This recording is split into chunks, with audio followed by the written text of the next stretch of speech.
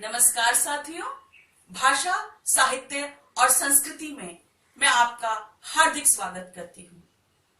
साथियों, मैंने अपनी रस सिद्धांत नामक कविता में ये बताया था कि किस तरह से हमारे हृदय में सोए हुए स्थायी भाव, विभिन्न विभाव, अनुभाव और संचारी भावों से युक्त होकर रस दशा तक पहुंचते हैं।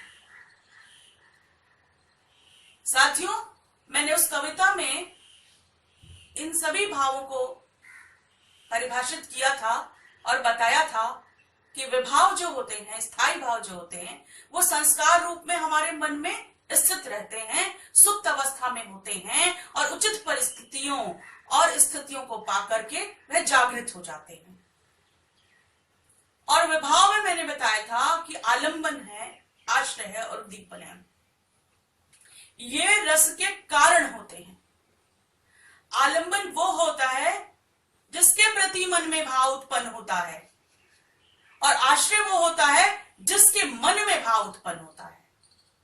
और उद्दीपन वो सारी अवस्थाएं होती हैं, बाह्य अवस्थाएं होती हैं और आलंबन की चेष्टाएं होती हैं जो उस भाव को और भी ज्यादा उद्दीप्त करती हैं। इसके बाद अनुभव आता है और अनुभव में आश्रय की चेष्टाएं होती हैं, उसकी आंगिक और वाचिक चेष्टाएं, उसकी वेशभूषा, वो सभी अनुभव कहलाते हैं। और अनुभव के बाद जो व्यभिचारी भाव होते हैं वो उस भाव को और भी ज्यादा पुष्ट करते हैं, वो आते जाते रहते हैं। जैसे समुद्र की लहरें और एकदम बादलों में जो बिजली कौंध के एकदम वापस चल जाती है, उसी तरह से ये जो व्यभिचारी भाव हैं वो आते जाते रहते हैं। साथियों, वचनानुसार मैं आज रौद्र रस को लेने वाली हूं और रौद्र रस का स्थायी भाव क्रोध होता है। क्रोध में जो है, क्रोध जो भाव होता है हमारे भीतर तब उत्पन्न होता है जब कोई व्यक्ति हमारे सम्माननीय की या हमारे पूर्वजों की किसी न किसी उसकी मान और मर्यादा का पर आक्षेप करता है, उसका अपमान करता है, तब हमारे भीतर क्रोध उत्पन्न होता है और क्रोध स्वरूप हम प्रतिक्रिया करते हैं और वो सारे अनुभव और वो सारे के सारे हमारे अन्य भाव में आ जाते हैं। तो उसमें जो आलंबन होता है वो अपराधी व्यक्ति होता है, शत्रु होता है, दुराचारी कपटाचारी व्यक्ति होता है। और उद्दीपन में वो विपक्ष पक्ष होता है जो अनिष्ट कार्य करता है, निंदा करता है, कठोर वचन कहता है और क्रोध को भड़काने का काम करता है। और अनुभव में क्या होता है? वही आंगिक चेष्टाएं, दांत पीसना और आंखें लाल हो जाना, होठों का फड़फड़ाना और भौं का तन जाना और कठोर वचन कहना। और संचारी भाव में मद होता है, उसमें उग्रता का भाव होता है, अमर्ष होता है, आवेग, चपलता आदि जो संचारी भाव इसके अंतर्गत होते हैं। और साथियों, एक बहुत अच्छा सा उदाहरण, बड़ा भी प्रभावशाली उदाहरण मेरे पास है और वो मैंने लिया है जयद्रथ वध से, मैथिली शरण गुप्त जी द्वारा रचित जयद्रथ वध से ये उदाहरण लिया है। और प्रसंग ये है कि अभिमन्यु की मृत्यु हो जाती है रणभूमि में, धोखे से उसे मार दिया जाता है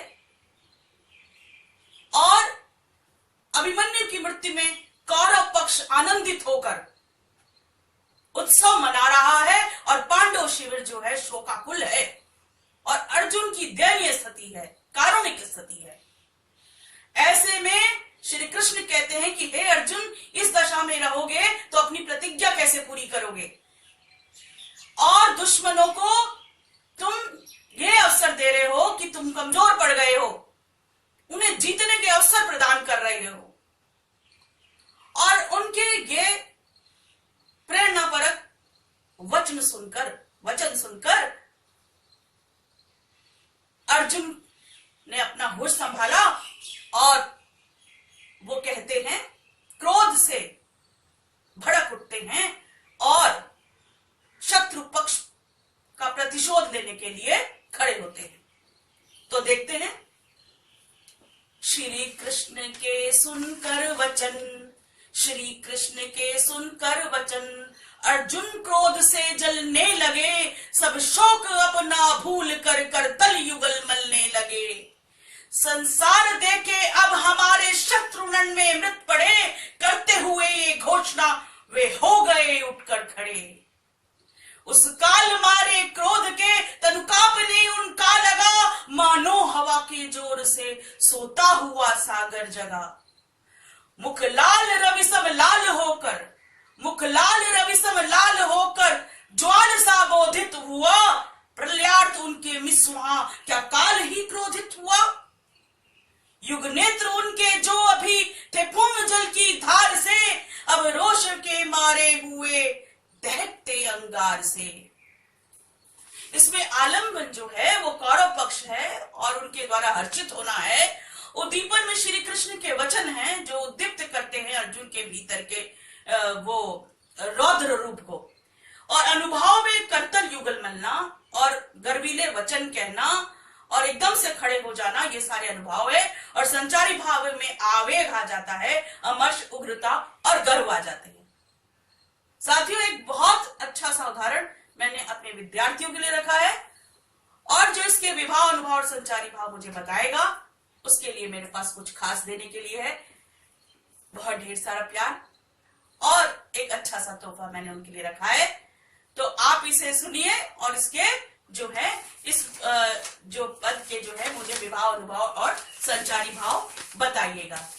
ये जो पद है ये लिया गया है रश्मि रथी से, और प्रसंग ये है कि जब शांति दूत बनकर श्री कृष्ण जो है हस्तिनापुर आए, तो किस तरह से दुर्योधन ने उनकी अवहेलना की और भगवान को वह बंदी बनाने लगा था।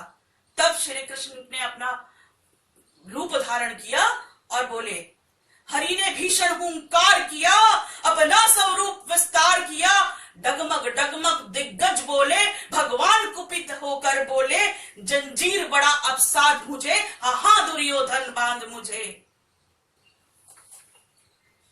तो आप इसको सॉल्व करके जल्दी देंगे। नमस्कार।